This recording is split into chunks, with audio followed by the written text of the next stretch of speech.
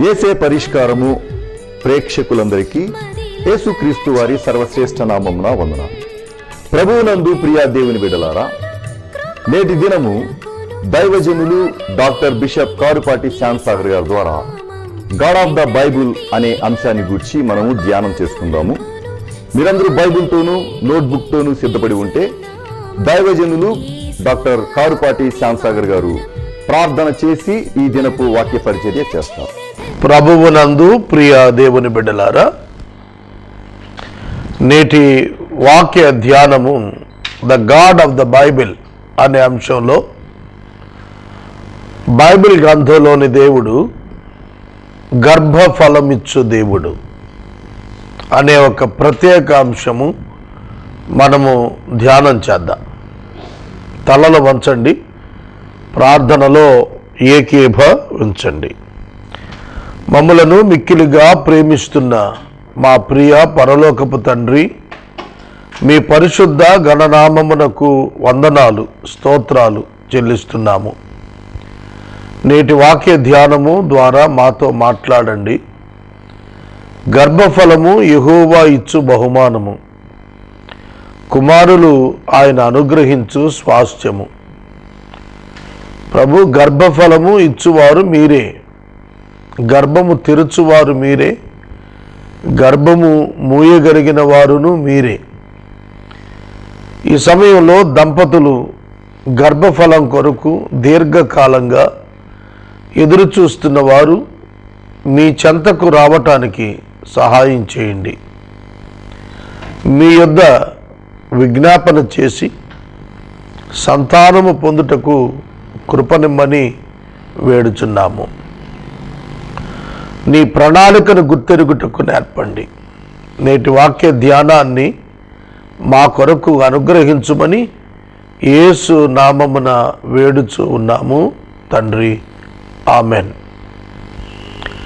ప్రభువునందు ప్రియ దేవుని పిల్లలారా, మనుషులు ఎదుర్కొంటున్న సమస్యలలో గర్భఫలము లేనివారు దుఃఖముతో ఉండుట, బాధతో ఉండుట సాధారణము.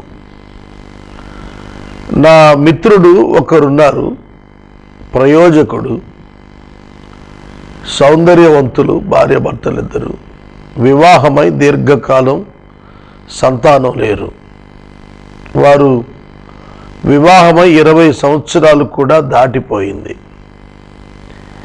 వారెప్పుడు పిల్లల కొరకు చింతపడుతుండేవారు, పెంచుకునే యత్నం చేశారు, కానీ దొరకలేదు.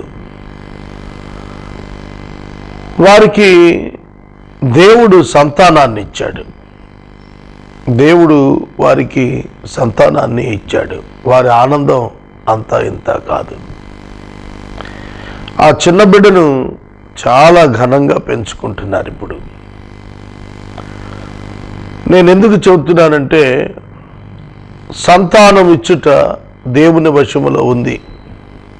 God can give the inheritance, the children.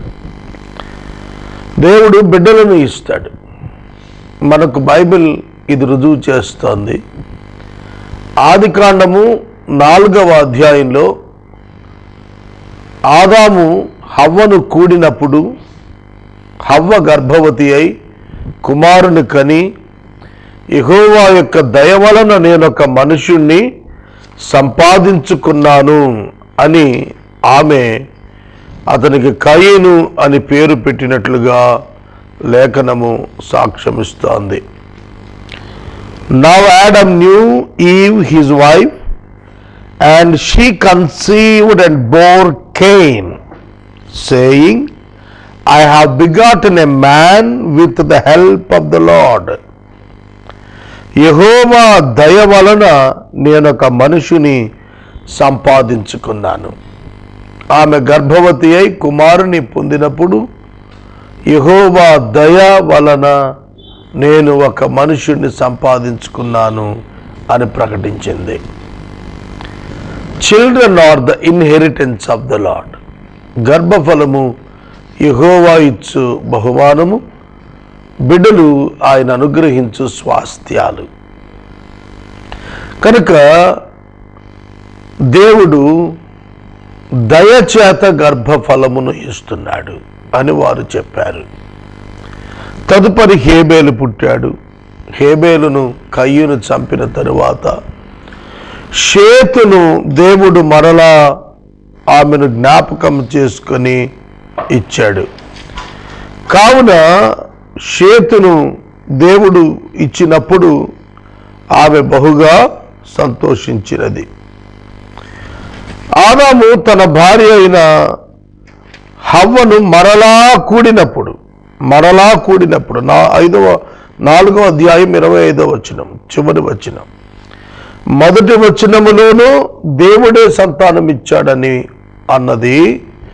25వ వచనం చివరి వచనం ఈ అధ్యాయంలో, అందులో కూడా ఆదాము మరల తన భార్యను కూడినప్పుడు ఆమె కుమారుని కని కయీను చంపిన హేబేలునకు ప్రతిగా దేవుడు నాకు మరి ఒక సంతానమును నియమించెను అనుకొని అతనికి షేతు అను పేరు పెట్టెను.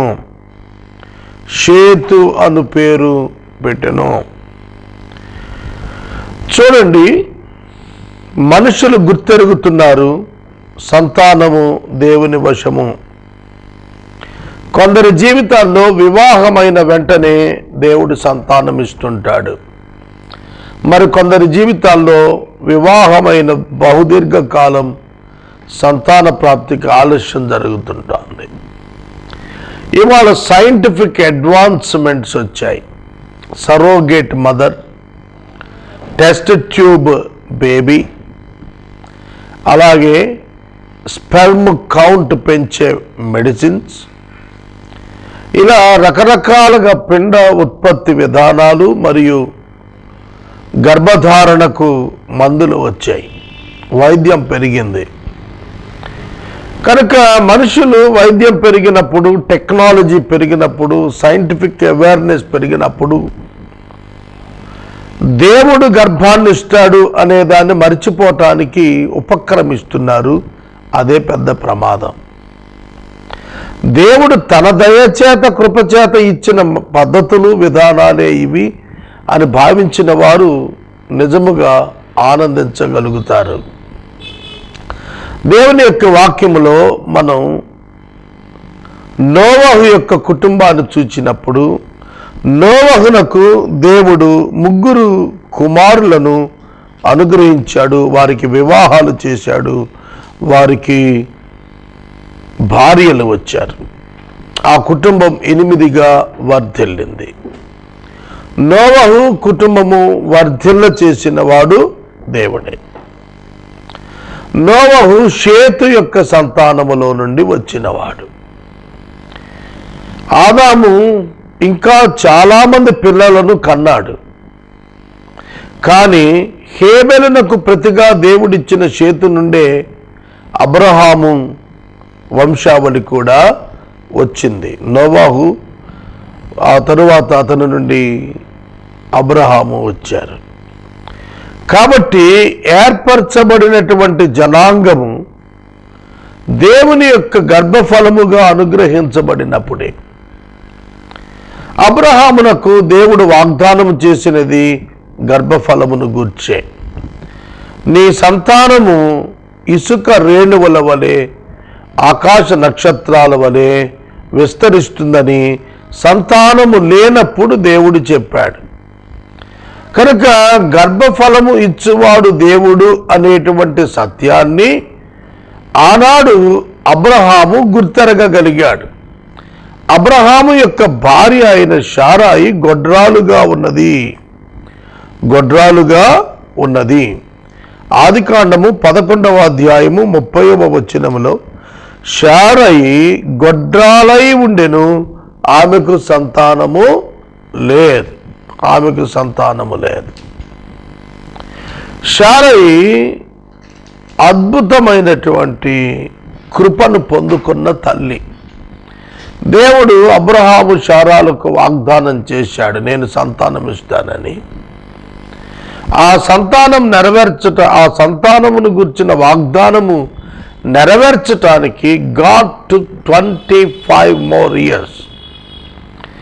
అబ్రహామునకు 75 సంవత్సరాల వయసులో దేవుడు చెప్పాడు నీకు సంతానం ఇస్తానని. కానీ ఆలస్యము అబ్రహాము యొక్క ఆలోచనలో జరిగినది అని భావించాడు.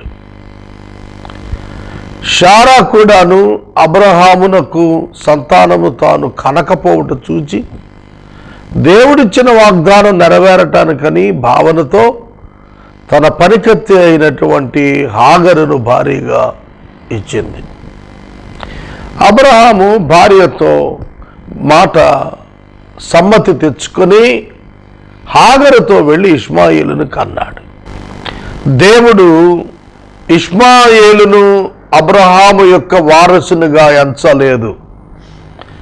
వాగ్దాన వారసుడు, వాగ్దాన పుత్రుడు ఇస్సాకు మాత్రమే. యేసుక్రీస్తు ప్రభువును అబ్రహాము యొక్క గర్భము నుండి తీసుకుని రావాలని దేవుడు సంకల్పించినప్పుడు దేవుని ఏర్పాటులో ఉన్నవాడు ఇస్సాకు.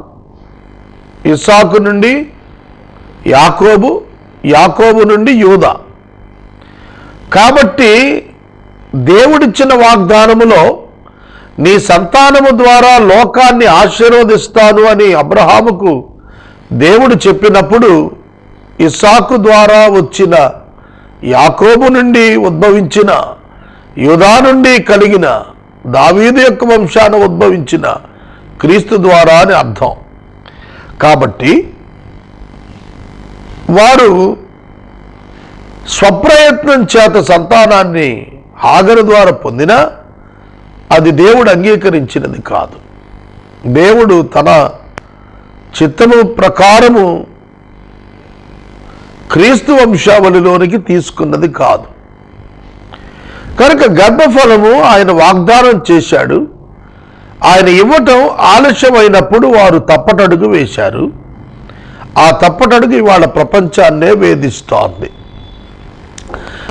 దేవుడు అబ్రహామునకు 99 సంవత్సరాలప్పుడు ప్రత్యక్షమయ్యాడు. అప్పుడు శారా వయస్సు 89. వచ్చే సంవత్సరం నీ యొద్దకు వచ్చినప్పటికీ నీ కుమారుడు ఉంటాడని వాగ్దానం చేశాడు. అలాగుననే 90వ ఏట శారా, 100వ ఏట అబ్రహాము తల్లిదండ్రులుగా అయ్యారు ఇస్సాకునకు జన్మనిచ్చి. కనుక దేవుడు సంతానం ఇస్తాడు అనేది మనకు అర్థమవుతోంది. అటువలనే యాకోబు తన బహుగా ప్రేమించినటువంటి భార్య అయిన రాహేలు గొడ్రాలుగా ఉన్నప్పుడు ఎంతో ప్రార్థన చేశాడు. రాహేలు యాకోబు మీద అలిగింది, పోట్లాడింది. నీవు నాకు సంతానం ఎందుకు ఇవ్వవు అని చెప్పి దెబ్బలాడింది. దానికి యాకోబు అన్నాడు, నేను దేవునికి ప్రతిగా ఉన్నానా ఏమి? నేను దేవునికి ప్రతిగా ఉన్నానా ఏమి? దేవుడు గర్భఫలము అనుగ్రహించకపోతే నేనేం చేయాలి? కనుక గర్భఫలము ఇచ్చువాడు దేవుడు అనేటువంటి సత్యాన్ని యాకోబు రాహేలుకు జ్ఞాపకం చేశాడు.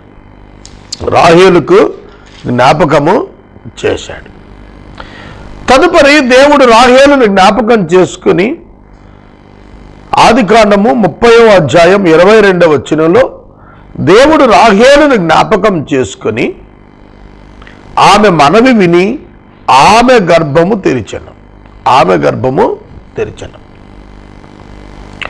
కనుక అబ్రహాము విషయమే కాదు, యాకోబు యొక్క సంతానం విషయంలో కూడా దేవుడైన యెహోవాయే సంతానం ఇచ్చినట్లు తేటగా కనిపిస్తోంది. 29వ అధ్యాయం చివరి వచనాల్లో లేయా దేవుడు తనను జ్ఞాపకం చేసుకున్నాడని, తన మొర విన్నాడని, తన బాధ చూస్తున్నాడని తలుచుకుంటూ ఇప్పుడైనా దేవుడు నన్ను అభివృద్ధిలోనికి తీసుకొని వస్తాడు అనేటువంటి భావనతో ఆమె తన కుమారులకు పేర్లు పెట్టుకున్నట్లుగా మనకు కనిపిస్తుంది. అవును, రాహేలునకు గర్భఫలం ఇచ్చిన వాడు దేవుడే అని స్పష్టంగాను, రాహేలు విషయమున లేయా విషయములో దేవుడు గర్భఫలం ఇచ్చినట్లుగా కనిపిస్తుంది. అలాగే లేయా రాహేలుల దాసీలకు కూడా దేవుడు సంతానాన్ని ఇచ్చినట్లుగా మనం చూస్తాం. యాకోబు ప్రార్థన రాహేలు యొక్క గర్భాన్ని తెరిచింది. ప్రతి భార్య భర్త నేర్చుకోవాలి, వారు ప్రార్థించాలి. మేము చేసే పరిష్కారంలో గర్భఫలము నిమిత్తము ప్రార్థనా సహకారం ఇవ్వటానికి సంకల్పించి ప్రార్థనలు నిర్వహిస్తున్నాము. ప్రత్యేకంగా గర్భఫలము నిమిత్తమే ఒక సెల్ను సమ్ అవర్స్, కొన్ని గంటల పాటు అనుదినము ప్రత్యేకించి మరి నడిపిస్తున్నాం. ప్రార్థన ద్వారా దేవుడు గొప్ప కార్యాలను చేస్తాడు, ఇది వాస్తవం. అటువలనే బైబిల్ గ్రంథంలో మరొక మూలపితరుడైన ఇస్సాకు రిబ్కా గొడ్రాలై ఉన్నప్పుడు రిబెక్క కొరకు ప్రార్థన చేశాడు. రిబ్కా కొరకు ప్రార్థన చేశాడు. చాలా ధనవంతుడయ్యాడు, కానీ సంతానం లేదు. ఆదికాండము 25వ అధ్యాయము, లాబాను సహోదరి అయిన రిబ్కాను ఇస్సాకు పెళ్లి చేసుకున్నప్పుడు 40 ఏండ్ల వాడు. ఇస్సాకు భార్య గొడ్రాలు, పిల్లలను కంటం లేదు. 20 years of their wedding life, వివాహ జీవితంలో 20 సంవత్సరాలు వారికి సంతానం కలగలేదు. ఆ సందర్భంలో ఇస్సాకు చేసినది ఏమిటి అనగా, ఇస్సాకు భార్య గొడ్రాలు గనుక అతడు ఆమె విషయమై యెహోవాను వేడుకొనెను. యెహోవా అతని ప్రార్థన వినెను గనుక రిబ్కా గర్భవతి ఆయను. ఆదికాండము 25:21 వచనము ఈ మాట వ్రాయబడింది. ఇస్సాకు ప్రార్థన చేసెను తన భార్య అయిన రిబెక్క కొరకు. ఆమె గర్భమును తెరిచినట్లుగా దేవుని సన్నిధిలో very long period he offered the prayers, ప్రార్థనలు నిర్వహించాడు. దేవుడు ఆమె గర్భాన్ని ఇస్సాకు ప్రార్థనకు జవాబుగా తెరిచినట్లుగా లేఖనము సెలవిస్తుంది. ప్రియమైన దేవుని బిడ్డలారా, దేవుడు గర్భఫలమును ఇస్తాడు. గొడ్రాళ్ల జీవితంలో దేవుడు గర్భఫలమును అనుగ్రహింప శక్తి కలిగిన వాడు. చూడండి, తాను గొడ్రాలై ఉన్నది. హన్నా, పెనిన్నా, ఎల్కానాకి 2 భార్యలు. పెనిన్నా గర్భవతి అవుతోంది, కానీ హన్నా గర్భవతి కావటం లేదు. ఆమె గొడ్రాలుగా ఉండిపోయింది. ఆమెకు యెహోవాయే సంతు లేకుండా చేసెను. భర్త అధికంగా ప్రేమించాడు. ఆమెకు పెనిన్న కంటే 2 పాళ్ళు ఎక్కువే ఇచ్చాడు అన్నీ, కానీ సంతానం లేదు. ఆమె కన్నీటికి అంతు లేదు. ఆమె దేవాలయానికి వెళ్ళి మత్తురాని వలె వేదనతో ప్రార్థన చేస్తాను. యెహోవా ఆమె మొర వినెను. యెహోవా ఆమె గర్భము తెరచెను. 1వ అధ్యాయం 27వ వచనములో అన్నాడు, ఈ బిడ్డను దయచేయమని యెహోవాతో నేను చేసిన మనవిని ఆయన నాకు అనుగ్రహించెను, కాబట్టి ఆ బిడ్డను యెహోవాకు ప్రతిష్ఠిస్తున్నాను. నా మనవి విని నాకు మగబిడ్డను దయచేశాడు. పర్టికులర్గా అడిగింది హన్నా, నాకు మగపిల్లాడు కావాలని అడిగింది. మగపిల్లాడు నువ్వు ఇస్తే సేవకిస్తానంది. తరువాత దేవుడు హన్నాకు 5 సంతానాన్ని ఇచ్చాడు. ఆమె సమూయేలును దేవాలయంలో విడిచిపెట్టింది, షిలోహులో. సోదరుడా, సోదరి, ఆమెయు ఒకప్పుడు గొడ్రాలే. యెహోవా ఆమెకు సంతు లేకుండా చేశాను కనుక సంతు లేకుండా చేసిన వాడును ప్రభువే, సంతానము ఇచ్చినటువంటి వాడు కూడాను ప్రభువే. ఇది చాలా అద్భుతమైనటువంటిది. అటువలనే న్యాయాధిపతుల గ్రంథములో మనకు మనోహ ఉన్నాడు. మనోహ న్యాయాధిపతుల గ్రంథంలో సంసోను యొక్క తండ్రి. సంసోను యొక్క తండ్రి మనోహ. మనోహ భార్య గొడ్రాలై ఉన్నది. ఆ సమయమున మనోహ దేవుని సన్నిధిలో ప్రార్థన చేస్తూ వచ్చినాడు. దేవుని సన్నిధిలో ప్రార్థన చేస్తూ వచ్చినాడు. దేవుడైన యెహోవా మనోహ ప్రార్థన ఆలకించెను. అద్భుతం కదా. భర్తలు భార్యను గర్భవతులగునట్లుగా ప్రార్థనలు చేశారు. ఇవాళ అలా కనబడటం లేదు. భర్త కన్నీటితో ప్రార్థించి భార్యకు గర్భఫలము వచ్చినట్లుగా వారు చేసుకోగలిగారు. కాబట్టి దేవుని యొక్క వాక్యము సెలవిస్తున్నది, సంసోను యొక్క తండ్రి ప్రార్థన దేవుడు విని అతని భార్య యొక్క గర్భమును దేవుడు తెరిచినాడు. ఆ గర్భమును తెరిచినాడు. అతని భార్య గొడ్రాలై కాన్పు లేక ఉండెను. 13వ అధ్యాయం 2వ వచనం. దాను వంశస్థుడు జోడియా పట్టణస్థుడు మనోహ అని ఒకడుండెను. అతని భార్య గొడ్రాలై కాన్పు లేక ఉండెను. There was a certain man of Jorah of the tribe of the Danites, whose name was Manoah, and his wife was barren and had no children. Barren woman. గొడ్రాలు యొక్క గర్భాన్ని తెరిచాడు. షారా గొడ్రాలు, దేవుడు గర్భాన్ని తెరిచాడు. రిబకా గొడ్రాలు, దేవుడు గర్భాన్ని తెరిచాడు. రాహేలు గొడ్రాలు, దేవుడు గర్భాన్ని తెరిచాడు. హన్నా గొడ్రాలు, దేవుడు గర్భాన్ని తెరిచాడు. మనోహ భార్య గొడ్రాలు, దేవుడు గర్భాన్ని తెరిచాడు. లూకా శుభవార్తలో జకర్యా ఎలిజబెత్లు వృద్ధాప్యానికి వచ్చారు. సంతానము లేదు. Barren women Elizabeth barren women. సంతానము లేదు, గొడ్రాలై ఉన్నది, వృద్ధురాలైపోయింది. దేవుడు ఆమెను కనుకరించి బాప్తిస్మమిచ్చు యోహాను ఆమె గర్భము నుండి వచ్చేట్లుగా జకర్యాకు దేవాలయంలో ధూపం వేస్తున్నప్పుడు కనపడి ప్రత్యక్షమై వాగ్దానం ఇచ్చాడు. ఆ విధముగా యోహాను జన్మించాడు. నేను మీకు 6 ఉదాహరణలు చూపించాను బైబిల్లో నుండి. భర్తలు మీ భార్యల యొక్క గర్భఫలము కొరకు ప్రార్థించండి. ఇస్సాకు ప్రార్థించాడు, మనోహ ప్రార్థించాడు. భార్యలు మీరును గర్భఫలము కొరకు ప్రార్థించండి. రాహేలు ప్రార్థించింది, హన్నా ప్రార్థించింది. దేవుడు వారి గర్భాలను తెరిచి శ్రేష్ఠులను తీసుకొని వచ్చాడు. రాహేలు యొక్క గర్భము ఆలస్యమైనప్పటికీ ప్రణాళికలో భాగమే.